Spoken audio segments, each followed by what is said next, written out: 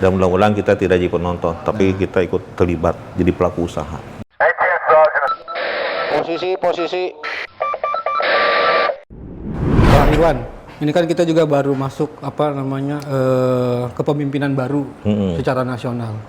Ini akan berkaitan nggak dengan investasi yang masuk ke daerah, terutama di Kabupaten Bogor? Karena kebetulan kan kita tahu tuh Pak Prabowo tinggal di Hambalang. Oh iya betul. Nah, ini juga Padang. Kira-kira ini pastinya akan membawa dampak yang positif, optimis. Apalagi beliau juga kan kabarnya domisilinya kan di kita katanya.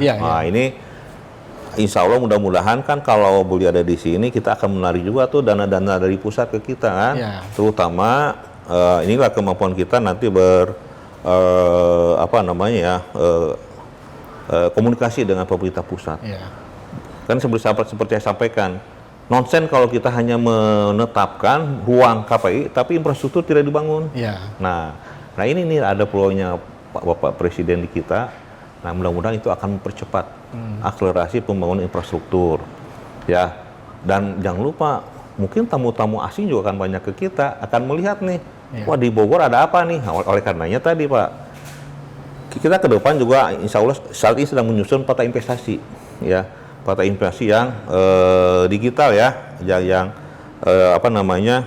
platform digital. Nah kita akan di MPP sudah ada namanya ruang galeri investasi. Kalau ada investor ini ya, misalnya mudah-mudahan gitu Pak Presiden datang dari sini, dia boleh narik dari asing ke kita, ingin tahu Bogor, nah kita siapkan galeri investasi. Bogor seperti apa sih? Misalnya dari luar negeri mau investasi apa nih dari 10 sektor, misalnya industri, nah kita buat ini ruangnya. Di situ ada informasi tentang harga tanah, informasi kapasitas listrik, informasi tentang ketersediaan air dan lain sebagainya. Nah itu namanya peta investasi. Nah kita insya Allah akan merancang dan tahun depan kita akan launching itu.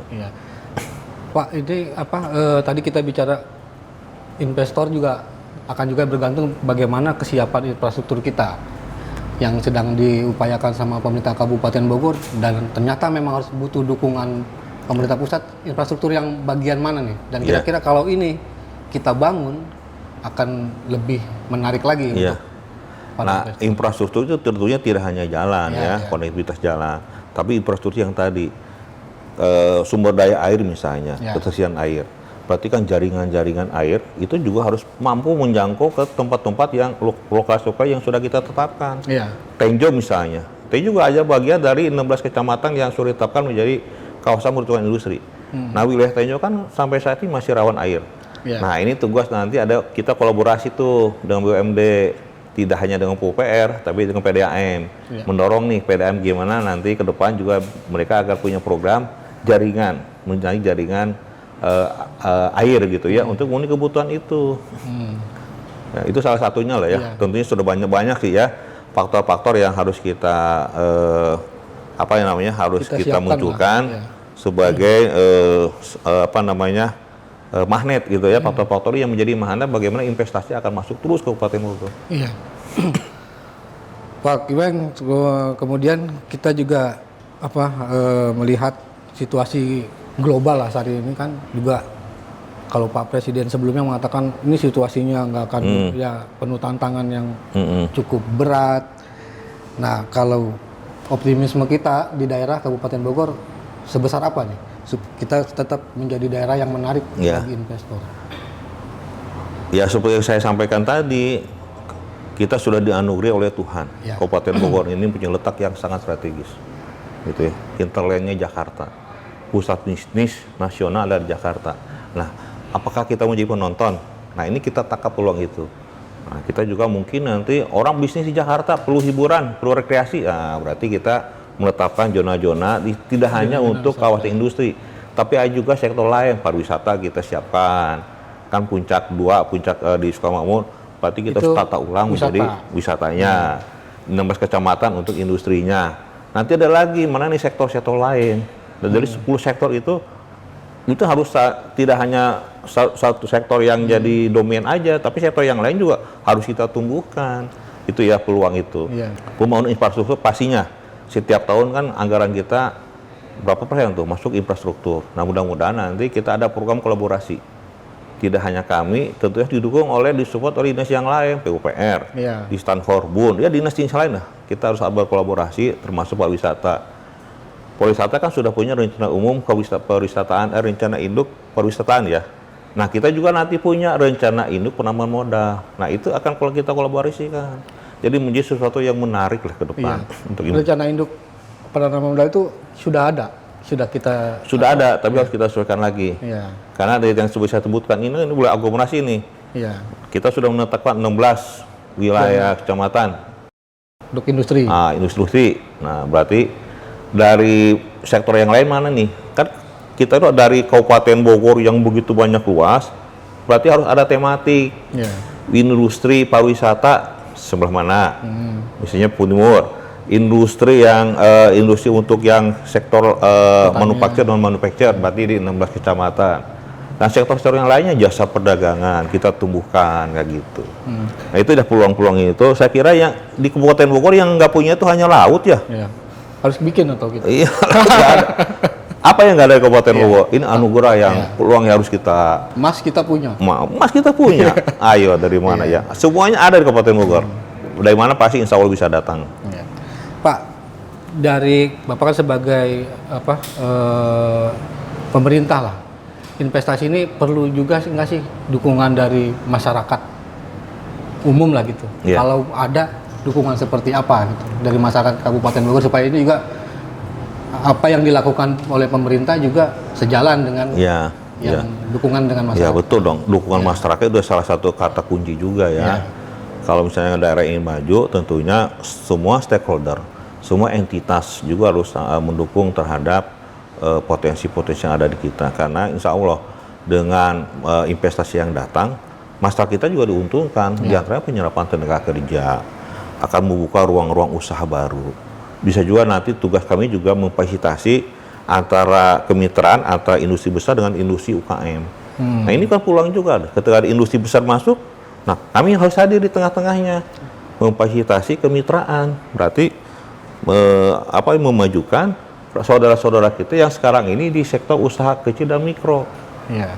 Di samping itu, tenaga kerja usaha mikro, dan sektor-sektor non formal yang lainnya akan timbul.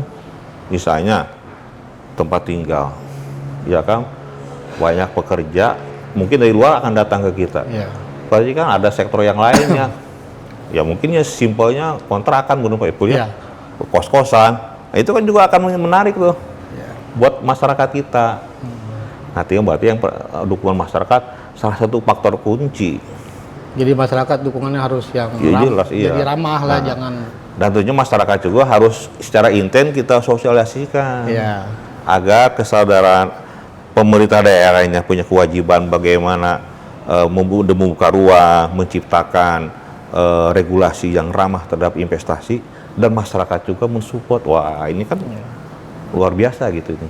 Dan masyarakat juga sebetulnya masyarakat Kabupaten Bogor bisa menjadi investor. Bisa menjadi di sektor apapun bisa. Iya.